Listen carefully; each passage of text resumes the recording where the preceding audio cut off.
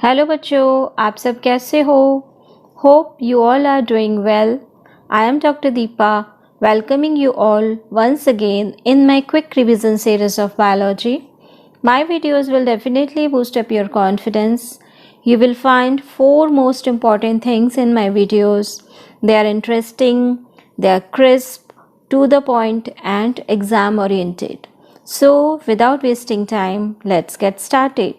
सबसे पहले हम बात करेंगे what are life processes, what are their examples and why it is necessary. So what is life processes? All processes which are necessary to maintain life, यानी कि हर वो process जो लाइफ मेंटेन करने के लिए नेसेसरी है, plus which is essential for survival of organism, यानी कि ऑर्गेनिज्म के जिंदा रहने के लिए ज़रूरी है, उसको लाइफ प्रोसेसेस कहते हैं. दैट मीन्स डेफिनेशन क्या हो गई? All processes which are necessary to maintain life and they are essential for survival of organism is called life processes. ये लाइफ प्रोसेसेस होते क्या हैं? ये होते हैं सबसे पहले न्यूट्रिशन. न्यूट्रिशन का मतलब होता है obtaining of energy from food. आप जो फूड खाते हो उससे जो एनर्जी बनती है, उस सारे प्रोसेस को हम न्यूट्रिशन कहते हैं. ठीक है. दूसरा एग्जाम्पल होता है रेस्पिरेशन. रेस्पिरेशन मतलब सांस लेना. आप सोचो, अगर आप थोड़ी देर तक सांस नहीं लोगे तो क्या होगा?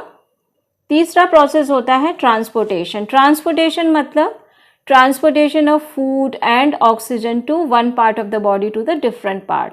फूड और ऑक्सीजन बॉडी के हर पार्ट तक कैसे पहुंचता है, ये हम ट्रांसपोर्टेशन में पढ़ते हैं. और एक्सक्रीशन. एक्सक्रीशन क्या प्रोसेस होता है? एक्सक्रीशन में क्या होता है? There is a removal of waste by products from the body. Body से जितने भी वेस्ट प्रोडक्ट्स होते हैं वो बाहर निकाले जाते हैं. ये सारे जो प्रोसेसेस होते हैं, इन प्रोसेसेस को हम लाइफ प्रोसेसेस बोलते हैं. ठीक है. तो ये सारे life processes all the time they are going on. हर टाइम ये प्रोसेसेस चलते रहते हैं. Even when you are sleeping, आप सो रहे हैं, आप गेम खेल रहे हैं, आप किसी क्लास में बैठे हैं, हर टाइम ये प्रोसेसेस चलते रहते हैं. आपका दिमाग भले ही पबजी में लगा है, लेकिन आपकी बॉडी अभी भी लाइफ प्रोसेसेस में लगी है, यानी कि उसमें लगातार डाइजेशन, रेस्पिरेशन, सर्कुलेशन, एक्सक्रीशन, ये सारे प्रोसेसेस हो रहे हैं.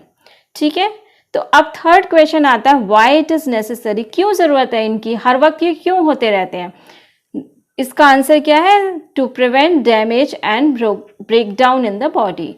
बॉडी में ब्रेक डाउन रोकने के लिए ये सारे प्रोसेसेस ज़रूरी होते हैं. ठीक है. तो इसमें अब एक क्वेश्चन आता है, what are the criteria to decide whether something is alive और नॉट. आप कैसे बताओगे कि कोई चीज़ जिंदा है या नहीं? तो इसका एक ही आंसर है कि anything showing visible and non visible movement is alive. इसका मतलब विजिबल मूवमेंट्स क्या होते हैं? विजिबल मतलब जो दिखते हैं, जैसे अगर आप चल रहे हो तो दिखेगा, आप जोर जोर से सांस ले रहे हो वो दिखता है, आप बड़े हो रहे हो, ग्रोथ हो रही है, प्लांट की ग्रोथ दिखती है, आपकी ग्रोथ दिखती है. ठीक है. लेकिन कुछ नॉन विजिबल मूवमेंट्स होते हैं. नॉन विजिबल मूवमेंट जो हमने अभी पढ़े, जैसे न्यूट्रिशन, बॉडी के अंदर जो डाइजेशन चल रहा है वो आपको नहीं दिख रहा, आपके लंग्स में रेस्पिरेशन हो रहा है वो नहीं दिख रहा, सर्कुलेशन हो रहा है, हार्ट कैसे काम कर रहा है अपना वो नहीं दिख रहा, एक्सक्रीशन में किडनी क्या कैसे काम कर रही है वो आपको नहीं दिख रहा. तो ये सारे इनविजिबल मूवमेंट्स होते हैं. तो anything which is showing visible movements plus non visible movements is alive. That means if there is a presence of live processes, the thing is alive. तो कोई भी अलाइव चीज होती है, इसका मतलब है उसके अंदर मॉलिकुलर मूवमेंट होता है. अब हम बात करेंगे टाइप ऑफ न्यूट्रिशन की. टाइप ऑफ न्यूट्रिशन मतलब न्यूट्रिशन कितनी तरह का होता है. हम सबको पता है कि न्यूट्रिशन 2 तरह का होता है. फर्स्ट होता है आपका ऑटोट्रोफिक न्यूट्रिशन. दूसरा आपका होता है हेट्रोट्रोफिक न्यूट्रिशन. ऑटोट्रोफिक न्यूट्रिशन तो अब हम पढ़ेंगे ऑटोट्रॉफिक न्यूट्रिशन क्या होता है। Auto means self, self means मतलब जो ऑर्गेनिज्म अपना खाना खुद बना सकते हैं उनको हम ऑटोट्रॉफिक कहते हैं। अपना खाना खुद कैसे बना लेंगे? By using the simple inorganic substances. Inorganic substances की हेल्प से क्या होते हैं वो? Carbon dioxide and water. इन दोनों की हेल्प से सनलाइट की प्रेजेंस में अपना खाना खुद बना लें, उनको हम ऑटोट्रॉफ्स कहते हैं। तो ऑटोट्रॉफिक न्यूट्रिशन क्या हो गया? The organism which make their own food by using inorganic substances like CO2 and water in the presence of light energy, that is sunlight, इसको हम बोल देंगे फोटोसिंथेसिस, और either in the presence of chemical energy, that is chemosynthesis. तो जो organism अपना खाना खुद बना ले in the presence of light energy or chemical energy by using inorganic substances is called autotrophs, और इस टाइप के न्यूट्रिशन को बोलते हैं ऑटोट्रॉफिक न्यूट्रिशन। इसके एग्जाम्पल्स क्या हो गए? सारे के सारे जो ग्रीन प्लांट्स होते हैं उनको हम प्रोड्यूसर्स भी कहते हैं, वो इसके एग्जाम्पल्स हो गए।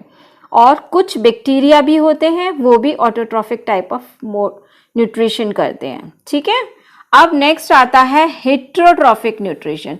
हेट्रोट्रॉफिक न्यूट्रिशन का क्या मतलब होता है? जो अपना खाना खुद ना बना पाए। अगर खुद नहीं बना पाएगा तो खाना कहाँ से लेगा? डेफिनेटली वो खाना उन ऑटोट्रॉफ से ही लेगा। तो हेट्रोट्रॉफिक न्यूट्रिशन क्या हो गया? The organism which can not make their own food, they directly और इनडायरेक्टली डिपेंडेंट ऑन ऑटोट्रॉफ्स। ठीक है, तो इसमें कौन आता है? इसमें हम आते हैं, हम ह्यूमन बींग्स आते हैं, एनिमल्स आते हैं और फंगाई आते हैं, क्योंकि हम लोग अपना खाना खुद नहीं बना सकते। वी आर डायरेक्टली और indirectly dependents on the autotrophs. ठीक है, तो ये हो गई इसकी definition. This heterotrophic type of nutrition is further divided into 3 parts, holozoic, saprophytic and parasitic, जिसको हम बाद में पढ़ेंगे। ठीक है, अब इसमें से क्वेश्चन आ जाएगा, what is the difference between the autotrophic nutrition and heterotrophic nutrition. तो सबसे पहले पॉइंट में तो आपको डेफिनेशन बता देनी है। ठीक है, सेकेंड पॉइंट में आप बता दोगे कि in autotrophic nutrition the raw material for food preparation is required is carbon dioxide and water. In this no raw material is required, they are directly और इनडायरेक्टली डिपेंडेंट्स ऑन ऑटोट्रॉफ्स। ठीक है, third point में आप बता दोगे autotrophic nutrition में क्या होता है? Chlorophyll and sunlight is essential. ठीक है, इसके बगैर तो खाना बनेगा ही नहीं। हेट्रोट्रॉफ्स में क्या लिख दोगे? नो क्लोरोफिल और सनलाइट इज रिक्वायर्ड, इनकी जरूरत ही नहीं है। ठीक, बाद में आप इनके एग्जाम्पल्स लिख दोगे, ऐसे इन दोनों का डिफरेंशिएशन हो जाए। अब हम देखते हैं कि हेट्रोट्रॉफिक न्यूट्रिशन के क्या टाइप्स होते हैं। हेट्रोट्रॉफिक न्यूट्रिशन 3 टाइप्स का होता है। Number 1 holozoic, number 2 saprophytic, number 3 parasitic. ठीक है, तो सबसे पहले आता है होलोजोइक। होलोजोइक में क्या होता है कि फूड को एज अ कॉम्प्लेक्स पूरा का पूरा बॉडी के अंदर ले लिया जाता है, फिर उसमें डिफरेंट स्टेप्स ऑफ न्यूट्रिशन होते हैं। तो इसके अंदर क्या होता है कि सबसे पहले इसकी हम डेफिनेशन कैसे बताएंगे?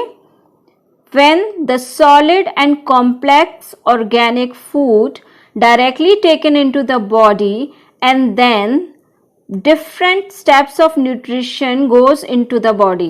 For example, जैसे इंजेशन, सबसे पहले आपने फूड को अंदर लिया, फिर फूड का डाइजेशन हुआ, उसमें से जो भी अच्छे मटेरियल से उनका एब्जॉर्प्शन हुआ, देन एसिमिलेशन और लास्ट में ईजेशन हुआ, यानी कि जितने भी वेस्ट प्रोडक्ट्स है वो उनको फिर बॉडी से बाहर निकाल दिया जाता है।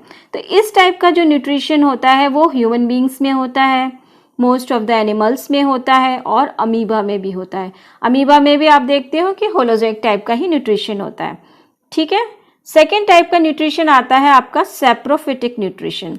सैप्रोफिटिक न्यूट्रिशन में क्या होता है कि जो भी ऑर्गेनिज्म होता है वो जो भी डेड मटेरियल होता है उसके ऊपर से अपना भोजन लेता है।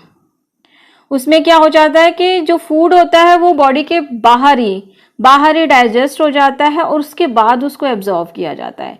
तो हम सैप्रोफिटिक न्यूट्रिशन की क्या डेफिनेशन बोलेंगे? The organism which feed on dead and decaying organic matter is called saprophytic type of nutrition. In this, food is digested outside the body of the organism and then absorbed. ठीक है, उसका digestion तो बाहर ही हो जाता है, उसके बाद ऑर्गेनिज्म उसको एब्जॉर्व करता है. तो इसके एग्जाम्पल होते हैं हमारे फंगाई. फंगाई में कौन कौन से आ जाते हैं? Bread mould. ब्रेड मोल्ड को हम और क्या कहते हैं? राइजोपस. ब्रेड मोल्ड के अलावा इसके एग्जाम्पल्स हैं यीस्ट एंड मशरूम्स. ठीक है. एंड थर्ड टाइप का न्यूट्रिशन होता है पैरासिटिक. पैरासिटिक में क्या होता है कि जो ऑर्गेनिज्म होता है वो किसी दूसरे प्लांट या एनिमल के साथ रहकर अपना न्यूट्रिशन लेता है, मतलब विदाउट किलिंग देम. उनको मारता नहीं है, उनके साथ रह लेता है. यानी कि यहाँ जो न्यूट्रिशन लिया जाएगा वो किसी लिविंग ऑर्गेनिज्म से ही लिया जाएगा. ठीक है. जैसे सैप्रोफिटिक ले रहे थे अपना डेड ऑर्गेनिक मैटर से, बट ये जो पैरासिटिक होते हैं ये हमेशा किसी लिविंग ऑर्गेनिज्म के साथ रहते हुए अपना न्यूट्रिशन लेते हैं. तो डेफिनेशन क्या हो गई? The organism which derive nutrition from plants और animals without killing them is called parasitic nutrition.